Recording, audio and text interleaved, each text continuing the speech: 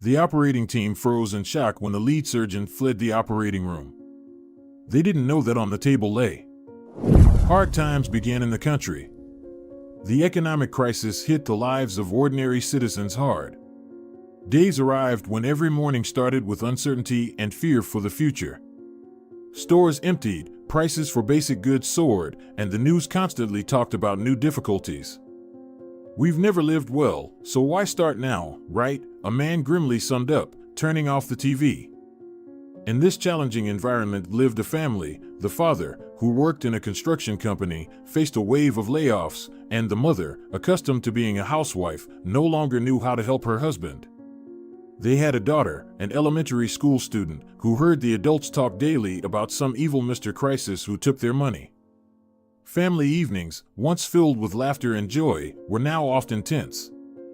Amidst constant news about rising prices and increasing crime rates, the parents tried to protect their daughter from anxious thoughts, but it became increasingly difficult for the adults to remain optimistic. Discussions about how to allocate the meager family budget or what to do if the situation worsened became routine. "John, look, today we still have a bit of pasta and rice. I traded with the neighbor for some cheese and a couple of cans of chicken, gave her Jess's old dress," the woman said, leading her husband to the kitchen table where all the available food was laid out. "In the cupboards, we have bits and pieces. Flour, oil, salt, sugar. We have enough of that. But we are running out of decent side dishes." "Well," the man began, pressing his lips together in thought, "I can take a few books from my father's collection to the junk dealers. They're rare. Originals.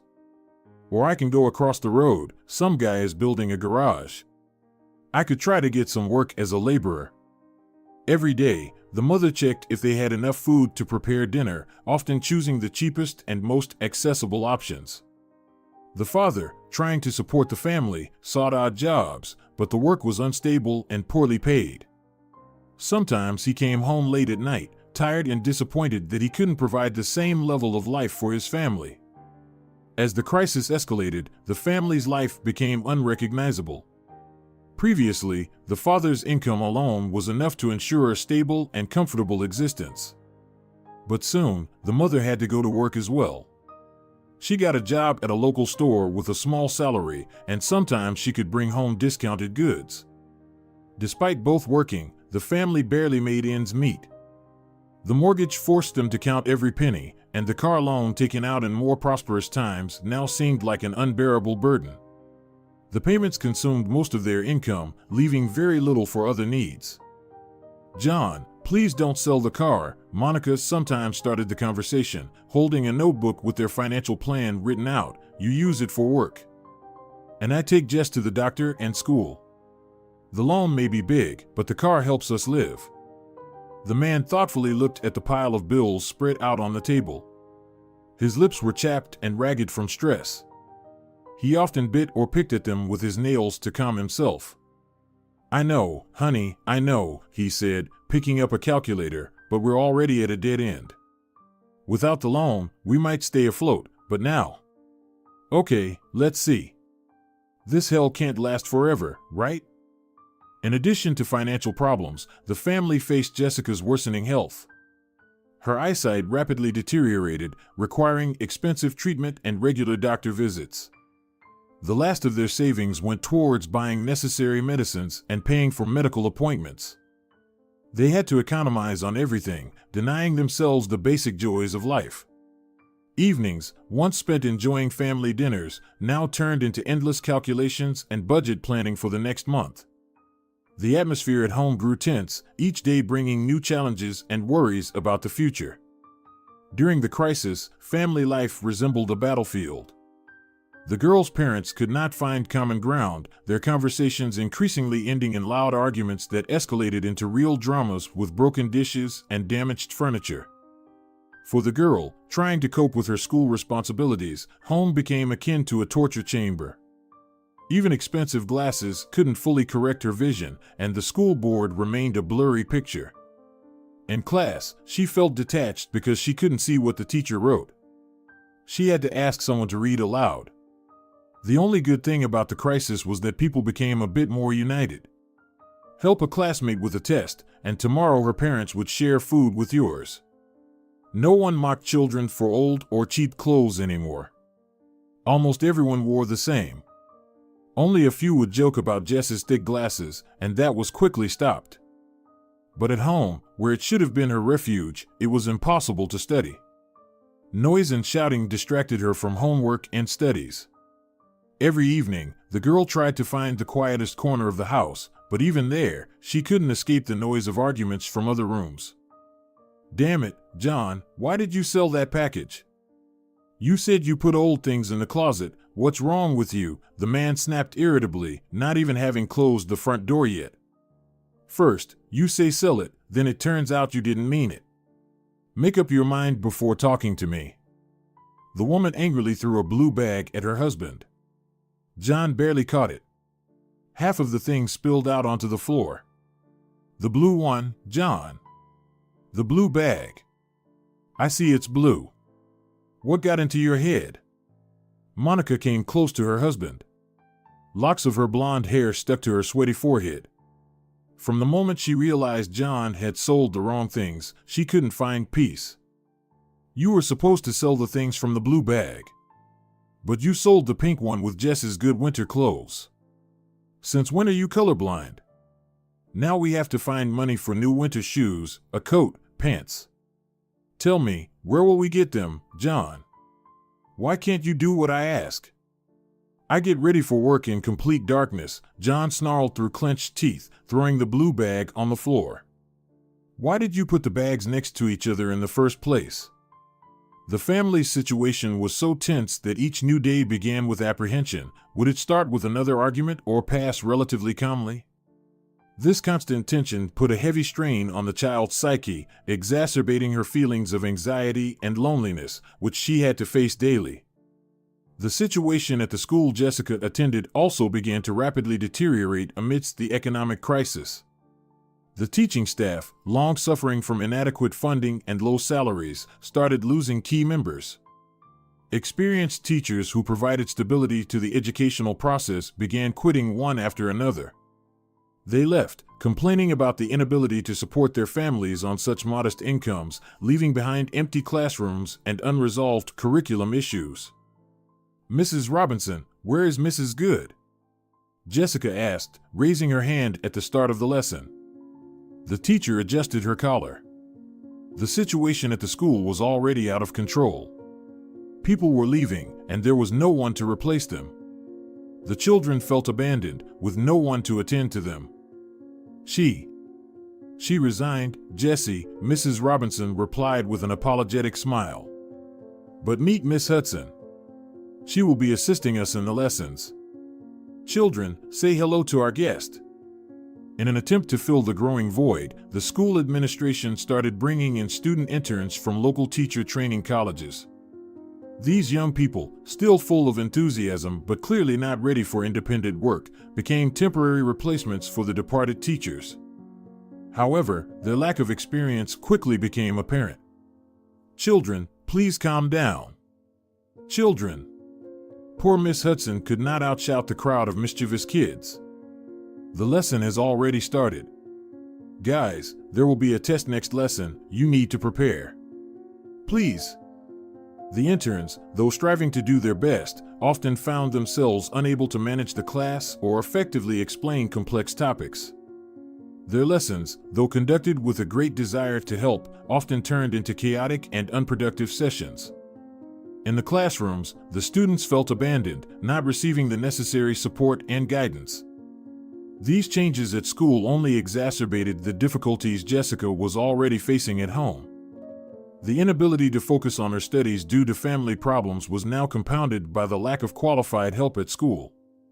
The educational process, which was supposed to be a pillar and stability in every child's life, turned into another source of stress and uncertainty.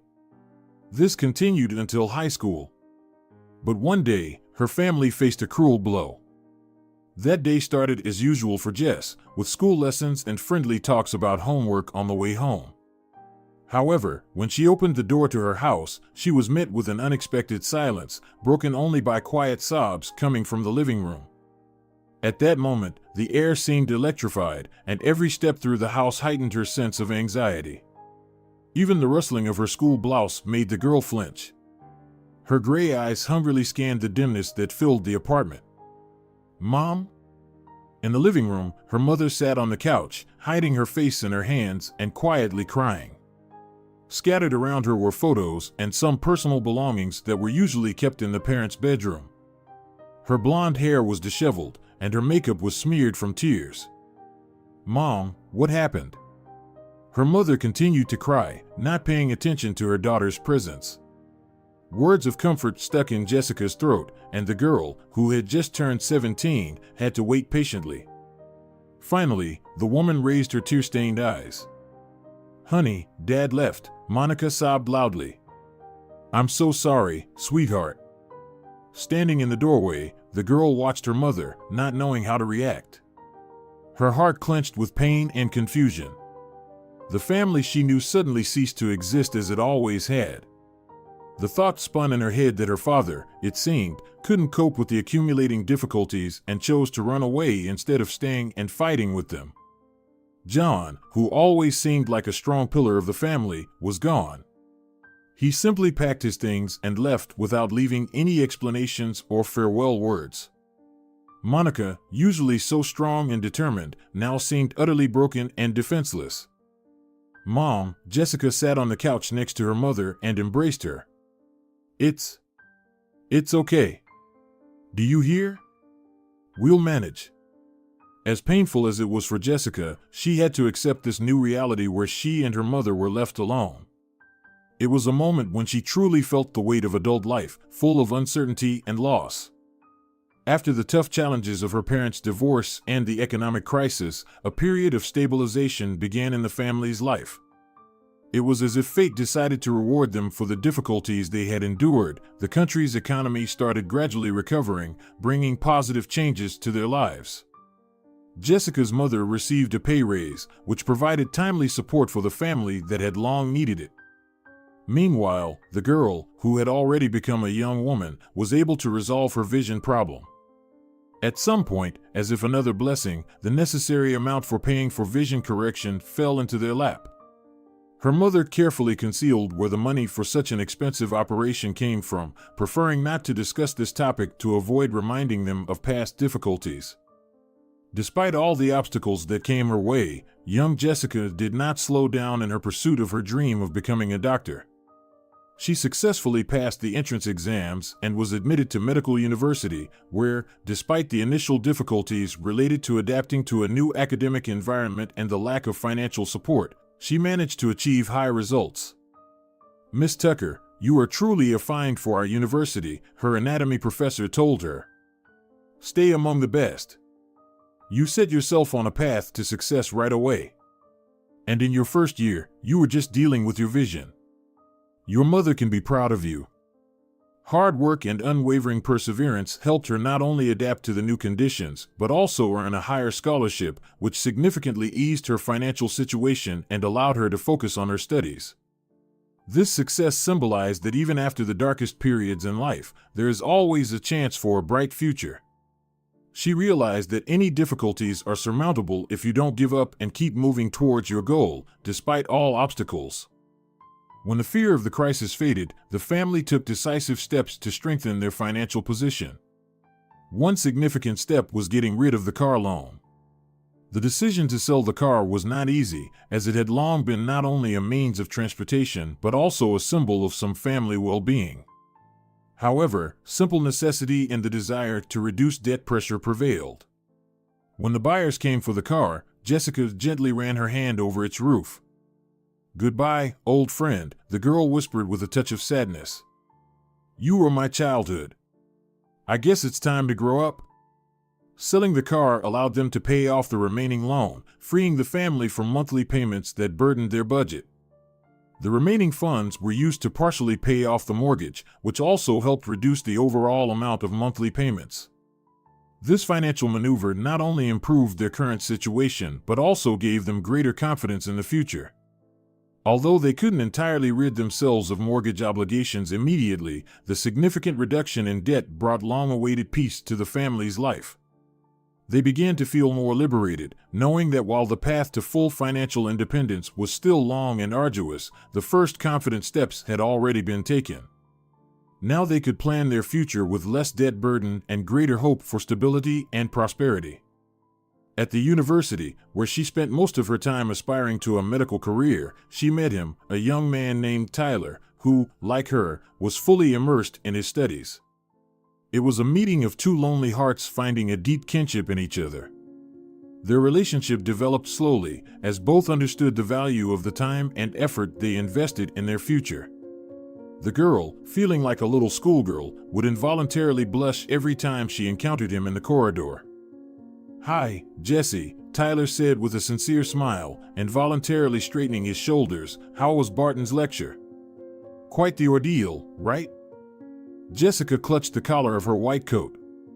Mrs. Barton taught Latin and was, apparently, a bit eccentric. Nobody wanted to talk to her, much less stay alone with her after class. But the girl had almost forgotten about the strange teacher. She didn't immediately understand what Tyler had asked her. "Huh? Barton?" she asked, more to herself. "Oh, Mrs. Barton, right. Well, she's quite unique." "Yeah." The guy smiled brightly again. He stepped closer to his friend.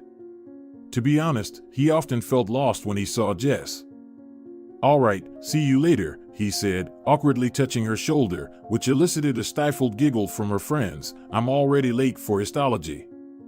I'll be waiting by the gates after class." At first, their interaction was limited to friendly meetings after lectures, when he would walk her home. These moments were full of innocent conversations about the day, discussions about the difficulties of study material, and future plans. Gradually, these leisurely walks turned into evening meetings in the park, where they could enjoy the quiet and solitude. Unexpected bouquets of flowers became another pleasant addition to their meetings, symbolizing the development and deepening of their feelings. Jesse's friends couldn't stay out of it. "Jess, what is this kindergarten? When will you start thinking about something serious?" Brittany sighed heavily. "Has he ever taken you to a restaurant? Or do you just wander around the park like two school kids?" Jessica pursed her lips. She genuinely enjoyed walking in the park.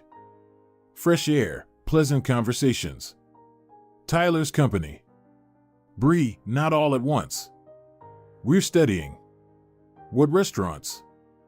"Oh, my God," Julie, who had been sitting quietly until then, rolled her eyes. "Jesse, you are adults. At least hint to him about going somewhere besides the park." "Exactly, you're studying. Why waste time on park walks?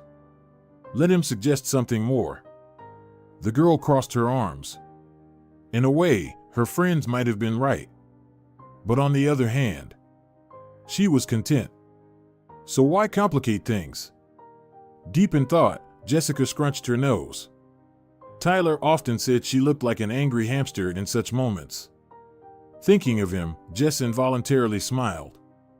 No, everything was just fine as it was. As graduation and thesis defense approached, their relationship entered a new stage. Now, free from academic burdens, they began to spend more time together, allowing themselves to enjoy each other's company in a romantic setting. Dates and restaurants with beautiful courtesies became their new reality, where each moment was filled with joy at the realization that they had found each other in this big world. These meetings crowned their long acquaintance, a moment when they could not only celebrate their graduation but also plan their future together. They both felt they had found not just love but also support in each other, which would contribute to their mutual growth and development. Jessica fondly recalled a family dinner at a restaurant. Monica, Tyler's parents, and his younger sisters were all at the table. Suddenly, he got down on one knee and asked, "Will you marry me, Jessica Tucker?" The rest was shrouded in a pleasant haze of memories. Trying on wedding dresses, bringing the best one home with her mom, budgeting for the wedding with Tyler, decorating invitations, and distributing them to friends. Then they were already decorating the banquet hall, preparing it for a modest but very cozy celebration. The altar, vows, and exchange of rings. They stepped into a new life full of hopes and mutual plans. Both graduated from medical school with honors, and now, filled with enthusiasm and professional ambitions, they began their careers. Choosing a place of work was not a problem for them. What mattered most was being close to each other and supporting one another in any situation. That was their main family creed. They chose a district hospital, which wasn't the most prestigious place to work, but offered ample opportunities for young specialists. It was the perfect option for a young couple eager to apply their knowledge in practice while staying together. The hospital, located in a quiet area, needed qualified staff and offered good conditions for young doctors, making it an attractive place to start their joint careers. On the threshold of the district hospital, shrouded in a light autumn mist, Jess and Tyler exchanged impressions. "Remember, Ty, you always said you wanted to work where you could make a real difference, not just follow protocols?" Jess asked, smiling at him through the sunbeams breaking through the clouds. "Yes, and this place seems just right," Tyler replied, looking at the old hospital building. "Not the most modern or famous, but here we can really help." "I like that we're together here," Jess said, taking his hand. "Supporting each other, growing professionally, and overcoming all difficulties together." Tyler squeezed her hand firmly in response. "Together we can handle anything," he said confidently. From their first days at the hospital, Jess and Tyler became part of the team, quickly earning the respect and recognition of their colleagues. Their hard work, responsible attitude, and desire to help patients did not go unnoticed. Working in various departments, they brought new ideas and approaches to the hospital, positively impacting the level of medical care. Thus, their professional and personal paths intertwined closely. With each passing day, their relationship grew stronger, and their contribution to the development of the medical institution became increasingly significant. Starting their joint career at the district hospital, they proved that medical vocation and family harmony could perfectly complement each other, providing a powerful incentive for growth and self-improvement. Internship turned out to be a real test for both. Tyler, diving into the world of endocrinology, dedicated his time to studying and treating hormonal disorders, which required not only deep theoretical knowledge but also the ability to see subtle interconnections in the human body. His days were filled with analyzing complex cases, consulting with more experienced colleagues, and constant self-education. At the same time, the girl faced the harsh reality of the oncology department. Every day, she saw how the disease spared neither the old nor the young. Working with oncology patients required not only professional knowledge but also immense emotional investment. The advanced cancer cases she encountered were especially challenging. Patients came with hopes of being saved, sometimes from the most remote corners of the country, and each case posed the most difficult questions: how to alleviate suffering, how to prolong life, how to maintain human dignity in such conditions. Many of her patients avoided seeking medical help until the last moment, relying on folk remedies or simply fearing a diagnosis. This often led to the disease being detected in its later stages when the chances of successful treatment were significantly lower. The young woman had to not only treat the body but also work with the patient's deep-seated prejudices and fears, which added emotional strain. Evening time at the medical center usually arrived quietly, but this time it was filled with a tired but important conversation between two young doctors. These small talks helped them stay sane. Sometimes, they needed to talk about work specifically with each other. "How was your day, Jess?" Tyler asked, leaning wearily on the staff room table.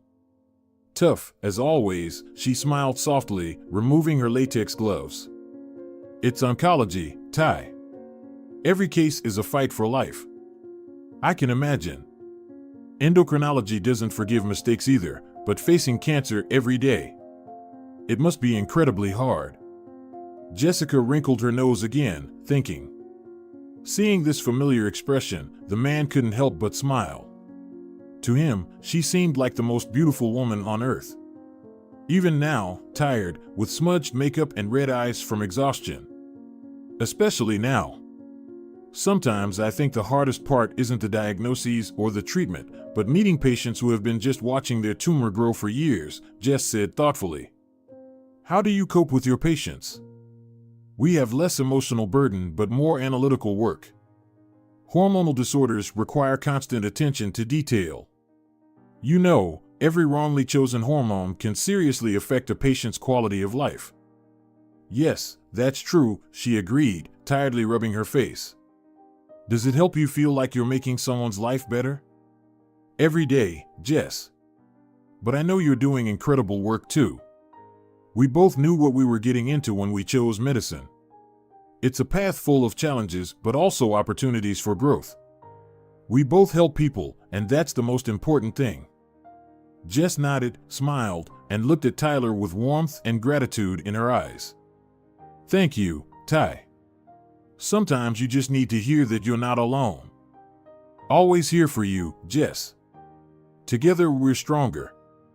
For the young woman, every day in the oncology department became a lesson in courage, compassion, and medical resilience, and for the young man, it was an opportunity to deepen his knowledge and help people on their path to recovery. 2 years of intensive internship proved to be a time not only of continuous professional development, but also a test for their family relationships. Every day, they became more skilled in their specialties, gradually gaining the experience necessary for young specialists. In the end, completing their internship marked the beginning of a new phase in their lives and careers. They were ready to face the challenges the medical world presented. As an endocrinologist and an oncologist, they had already earned respect in the medical community of their city. Their professionalism and dedication attracted the attention of private clinics, which offered them lucrative work conditions. These offers came at a critical moment in their lives when they were considering buying a car and planning a family. Jessica had long dreamed of a child, and Tyler supported this idea.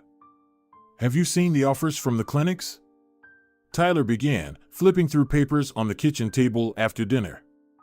Yes, they look promising, Jessica replied, leaning her elbows on the table and tiredly massaging her temples. But it means we'll have to work in different places. Do you think we can handle it? Tyler looked at her, his gaze full of contemplation. He was turning over in his mind the dream of a happy family. But many say that sometimes you have to sacrifice something for happiness. I think this could be our chance, Jess. The choice between stability and financial prospects was not easy.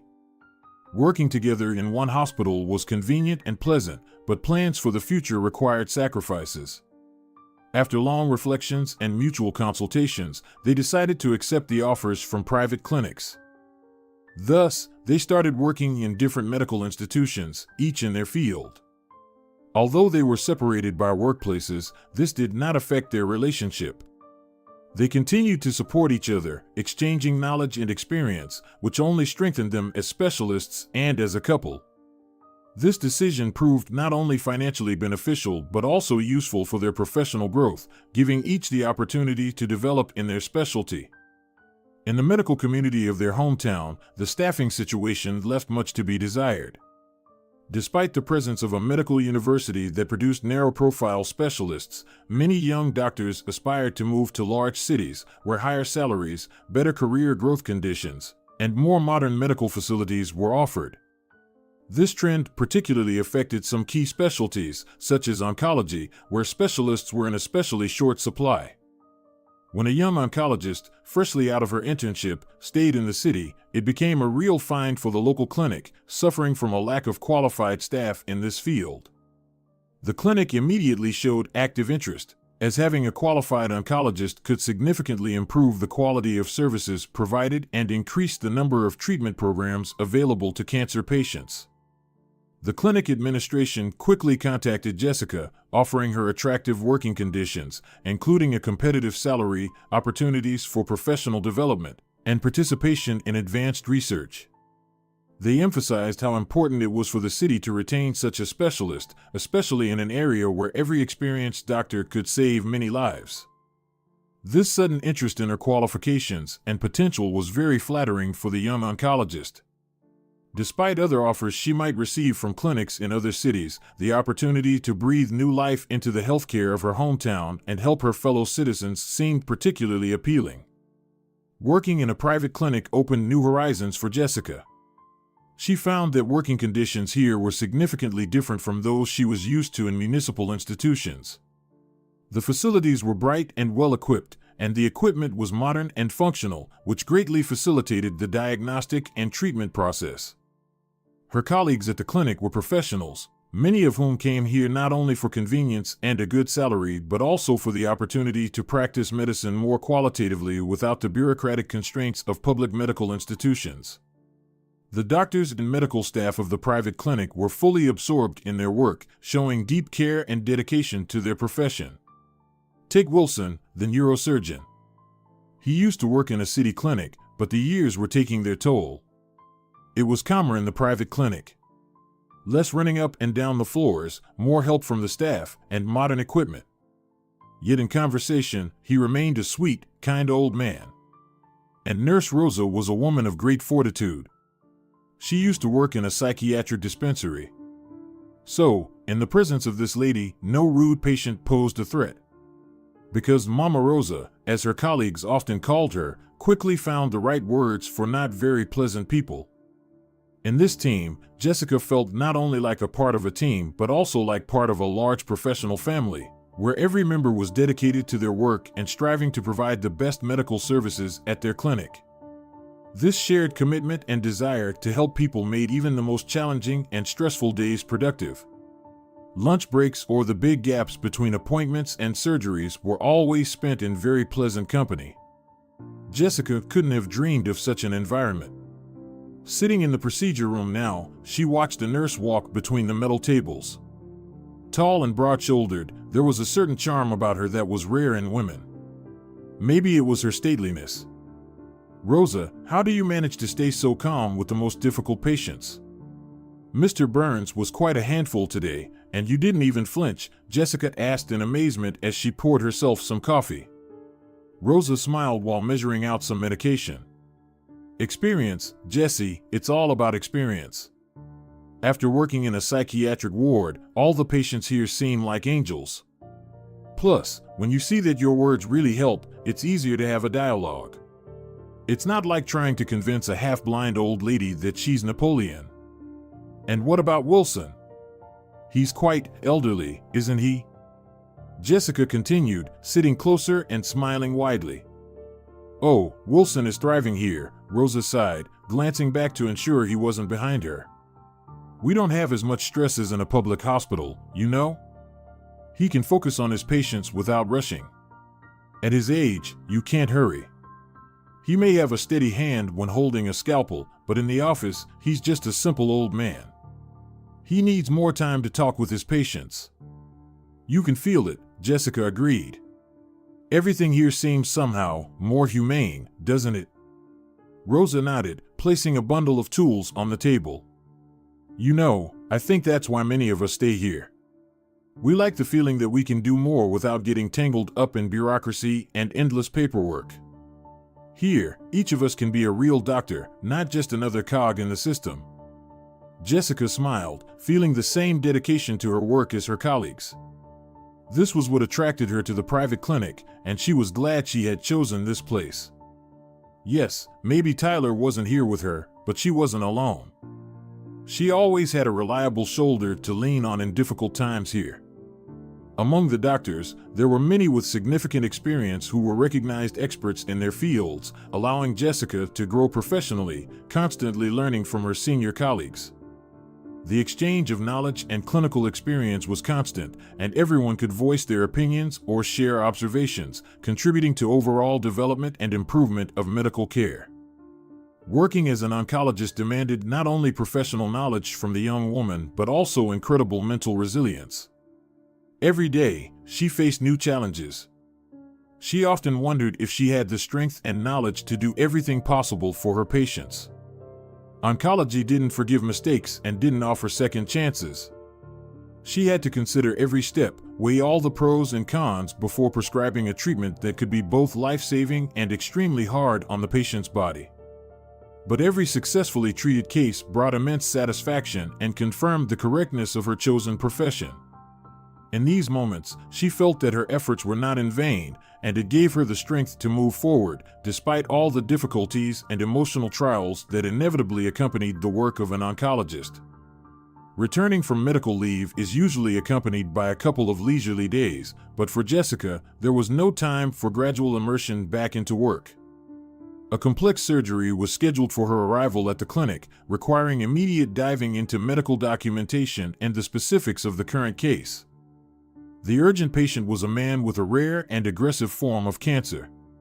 Eugene, another oncologist who had temporarily handled his case, had made preliminary preparations and provided everything needed for the surgery, but a full assessment and strategic decisions required Jess's input. She spent the evening studying the patient's medical history, analyzing test results, and previous treatments. The next morning, she met with Eugene to discuss the details of the upcoming surgery. The doctors thoroughly analyzed every aspect of the case, discussing possible risks and optimal approaches to treatment. They constantly handled sheets of analyses and examinations. The importance of the moment was heightened by the fact that every decision could critically impact the patient's treatment outcome. "We need to be as careful and precise as possible," emphasized Jess, flipping through the pages of the medical chart.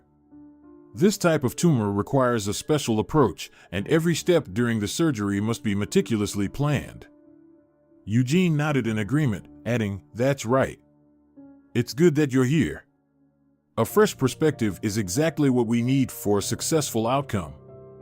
Preparation for the surgery took several hours, during which the team discussed every possible scenario, planning actions for each stage of the intervention.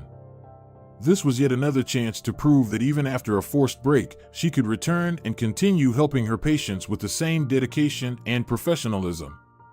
No medical leave could take away her confidence in her actions.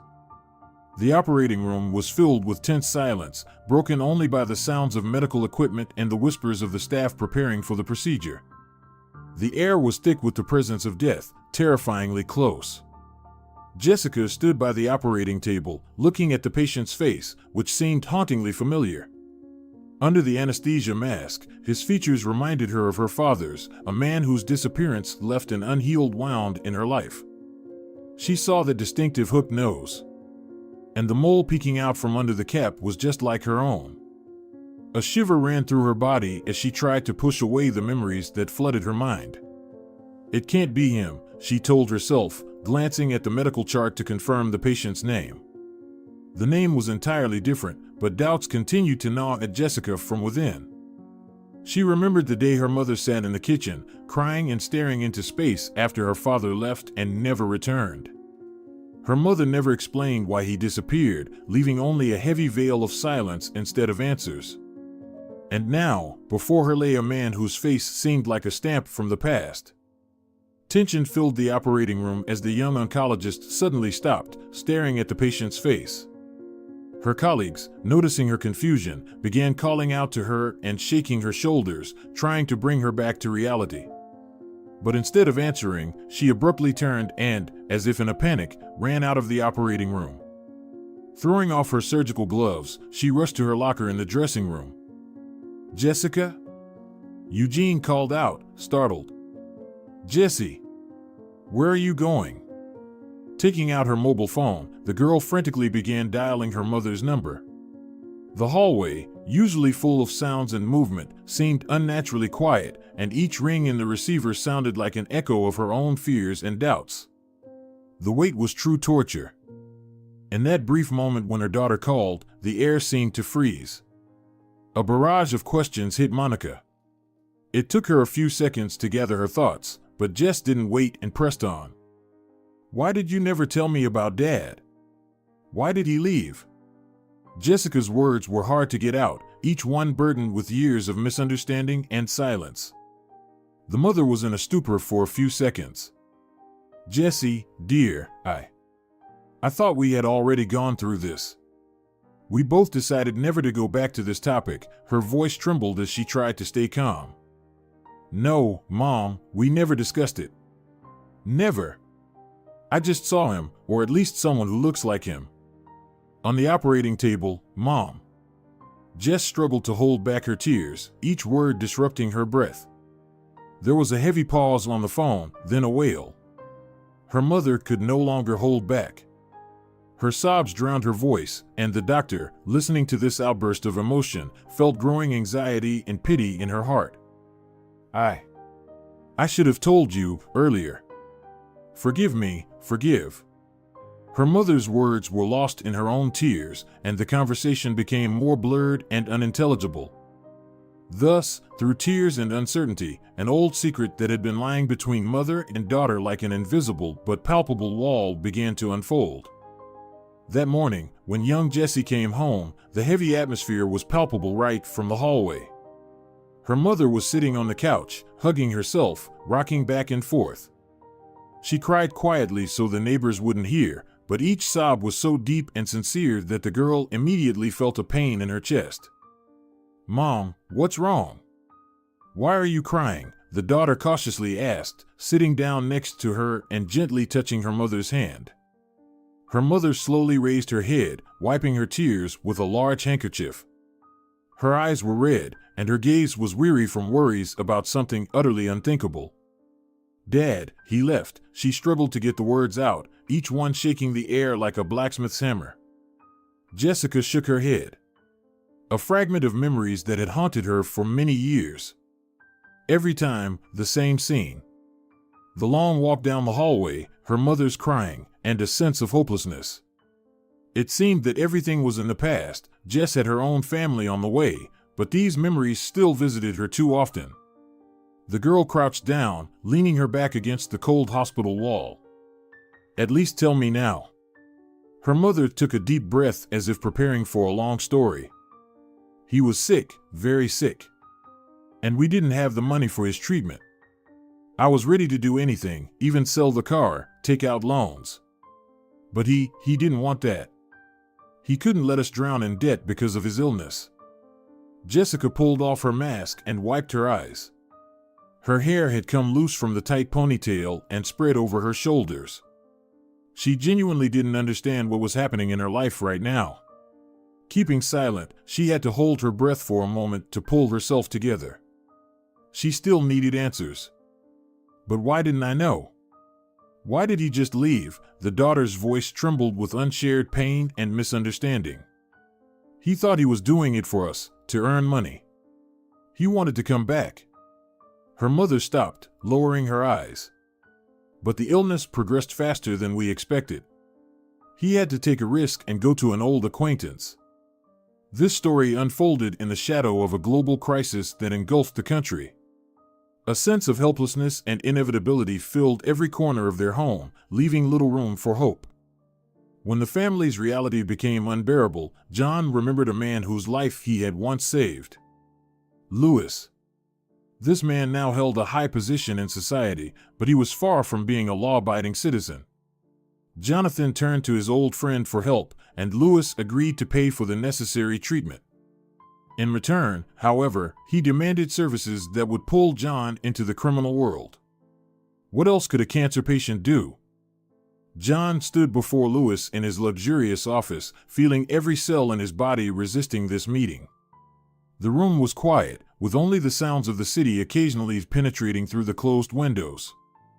"Lewis, I didn't come to you for nothing," John began, trying to hide the anxiety in his voice. "Do you remember the old debt?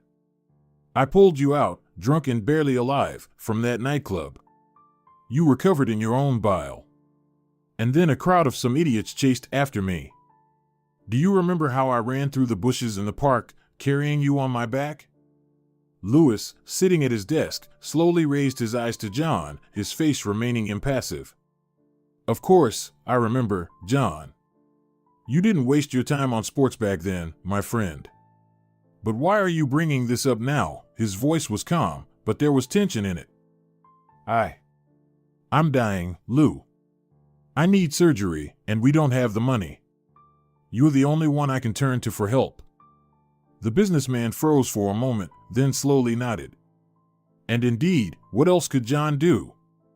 Lewis knew well that ordinary workers were forced to survive.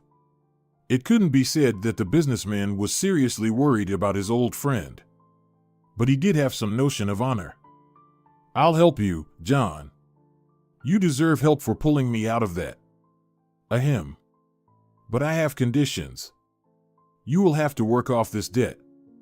John shook his head, his heart sinking heavily. He knew this couldn't be simple. What exactly do you want from me, Lou? The man slowly stood up from his desk and walked to the window, looking at the city lights. I need a man with your skills, Jonathan. A man who isn't afraid to take risks. You'll be working for me. It won't be easy, and it certainly won't be legal, he let out a bitter laugh. I hope you haven't forgotten how to drive like you did in your younger days. Oh, your father's car was searched for all over the region, and some Poles you crashed into took it from you. John froze, feeling his blood turn cold. He knew he was agreeing to a deal with the devil, but he had no choice. All right, Louis. Give me time to get used to something other than the family sedan. I already understand what you want from me. Louis turned, his gaze predatory, as if he saw before him the boy who feared nothing once again. You'll get the best treatment, John. You can count on me. Despite the risks and possible consequences, the ailing Jonathan agreed to the deal. His actions were driven by desperation and the desire to do everything possible to save his life. Initially, everything went according to plan, the treatment was paid for, and the father began to carry out assignments for his savior. However, soon Louis's competitors noticed the new player. The tension in his life increased as his actions attracted the attention of dangerous people. Before fleeing the country, John managed to pass a significant sum of money to Monica, which allowed for Jessica to have the necessary eye surgery. This money became the last testament of his care for the family. After the man's departure, his traces were lost, and he never appeared in his family's life again.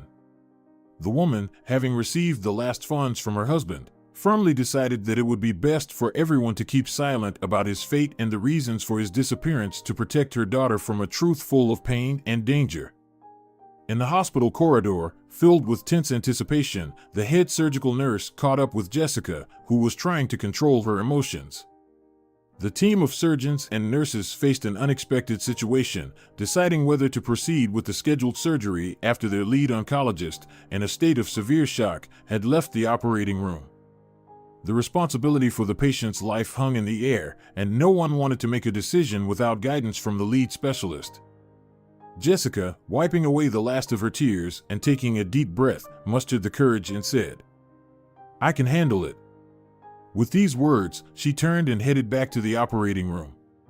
Changing into clean surgical attire, she went through all the stages of antiseptic treatment again, preparing to return to the sterile environment of the operating room, where the team and the anesthetized patient were already waiting for her. Her steps were heavy, but the determination to return and finish what she had started outweighed them. Suppressing her anxiety, she addressed the assisting surgeon, Eugene. "Are you ready to begin?" Her voice trembled despite her attempts to control her emotions. "Everything is ready, doctor," the assistant nodded, noticing her nervousness. "Focus on the job, here and now," she reminded herself, trying to distract from her personal feelings. But the image of her father, surfacing every time she looked at the patient, complicated everything. "Let's begin," Jessica finally said, taking the surgical instruments in her hands. The touch of the cold steel reminded her of her duty and professional responsibility. She had to do her job, regardless of who her patient was. The doctors continued preparing for the surgery, each movement precise and accurate.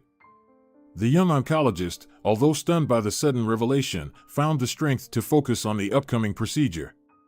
The operation required her full dedication, and she was ready to do everything possible to help this person, despite her personal turmoil. The complexity of the surgery was borderline fantastical. A tumor cleverly entwined around a vital vessel posed a serious risk to the patient's life. Jessica, concentrating on removing the growth, understood every step she took, knowing that the slightest mistake could cost the person their life. The complex procedure ended successfully, and all that was left was to rely on postoperative therapy and hope for a favorable outcome. A whole week passed, and each day was a trial for Jess. She couldn't bring herself to enter her father's room, where he was now recovering.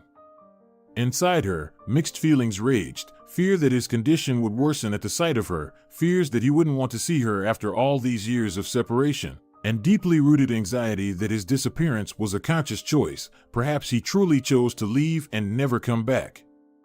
Such thoughts swirled in the girl's head day after day, intensifying her internal conflict and making the step into the room harder and harder. She felt on the brink of a potentially devastating conversation that could either reveal deep family wounds or, on the contrary, begin their healing. This uncertainty and fear of possible consequences made her hesitate, unable to find the strength to face the potential truth about her father's past actions. At the moment the door to the room opened, Jessica paused on the threshold, overwhelmed with emotion and uncertainty. Before her, on the hospital bed, lay a man significantly thinner but already looking healthier. Since the surgery, his complexion had become noticeably better. The silence in the room was tense, and Jonathan, meeting his daughter's gaze, froze. The girl, whose heart was beating faster, whispered the only word filled with hope and fear. "Dad?" Her voice was so tender and anxious that the man, unable to hold back his emotions, covered his mouth with his hand and quickly turned to the window, trying to hide his tears. Surprise and shock from the sudden meeting overwhelmed him, as he didn't expect that it would be his own daughter who turned out to be his doctor. The thought of how she might have changed her last name swirled in his head, whether she got married or maybe hated him so much that she decided to renounce everything that reminded her of the past. Finally, sitting on the edge of the bed, she touched his hand, which he grabbed in return and began to kiss frantically, whispering prayers for forgiveness. "Jessie, my baby, my little princess," John quickly whispered through tears, as if afraid he didn't have time to talk to his child. "Oh, God, Jessie, forgive me. I wanted to come back, Jess, I really wanted to." The girl gently touched her father's chin and lifted his head. She looked into his eyes, herself ready to burst into tears. "Then why didn't you come back?" Gathering his strength, the father began to tell his story, immersing his daughter in the grim details of his past. After he left the family, his life turned into a constant escape. Competitors of his old friend would not leave him alone, finding him in every new hideout. For years he wandered from one city to another, trying to stay one step ahead of his pursuers. Changing documents became part of his reality. He changed his identity several times to ensure his safety and anonymity. These precautions were so effective that even his own daughter did not recognize him when he became her patient. John continued, explaining that his struggle for survival ended only 2 years ago. Lewis, the man who had offered him that fatal deal, had finally dealt with his competitors. This final act of internecine strife ended their confrontation and also allowed him to leave the criminal world. "I was a driver. At least that's what we agreed on with Lewis." Jonathan choked on tears, but continued, "Jessie, I went through hell. Normal people don't do the things Lewis asked me to do. I wanted to come home so badly. Those were monstrous things, Jess." "Shoo, shhh, Dad. It's all over, right?" The man nodded. He wiped his tears with the white hospital sheet and took a deep breath. After all the trials and running, returning to his hometown, Jonathan felt an overwhelming guilt and shame for his long absence. He couldn't allow himself to return to his family. The thought of how he left home for years to fight the disease, only to return with a relapse. It was too cruel an irony. John didn't want his beloved girls to think that he came crawling back for help. The man was torn between the desire to be with his family and the fear that they would consider him weak. His future plans were closely tied to the hope of recovery. Lewis generously rewarded him, giving him a high position in his company. Now, he had the money to get treated without resorting to crime. In his thoughts, he already pictured a happy family life. If he survived, he could start anew and make up for lost time with his beloved girls. "You know, Dad," Jessica smiled sadly, "you're in good hands. Everything will be fine. I'll fight for your life. I'm the best oncologist in the region. I'm so proud of you, sweetheart." Jonathan pulled her close and hugged her tightly. "It's such a shame I wasn't there. I would give anything to have seen you grow up." Jessica suddenly drew away from her father. Her face, streaked with tears, lit up with a smile. "Mom. Do you want me to call Mom?" The man nodded and covered his eyes with his hand. Monica. He missed her so much, his Valkyrie. She was willing to do anything for him to come back. When the family gathered together again in the hospital room, it became difficult for everyone to breathe. Monica followed their daughter inside, barely holding back her excitement and fear. The strained silence was replaced by awkward attempts to start a conversation, where each word felt like a ton. John, exhausted and pale, still struggled to realize that his closest people, who had been mere shadows in his past for many years, were standing before him. "You really came back," Monica whispered, approaching the bed. Her eyes were full of tears she couldn't and didn't want to hold back. "After all these years, how could you?" The father shook his head, fighting the urge to comfort her, knowing that simple apologies wouldn't be enough. "I know I broke our life," he began, his voice trembling with fatigue and remorse. "I didn't leave because I stopped loving you. I did everything to protect you, to one day come back and make things right." The mother sat on the edge of the bed, carefully taking his hand in hers. "For many years, I only blamed you," she admitted. "But now that you're here, I just want to understand why. Why so long, Johnny?" In this tender touch, full of intertwined hands, the father found the strength to tell his story. He explained how every step he took was dictated by the desire to protect them from the danger that followed him. All the mistakes, all the decisions he made, he spent all this time searching for a way to return without posing a threat to their safety. The words flowed slowly, each one bringing the mother closer to understanding and forgiveness, though they couldn't erase the years of lost closeness. The scene ended in tears, which seemed to wash away the burden of past years. Jessica could only quietly sob, watching her parents embrace each other. They clung to each other as if someone was trying to take them away from each other. But not this time.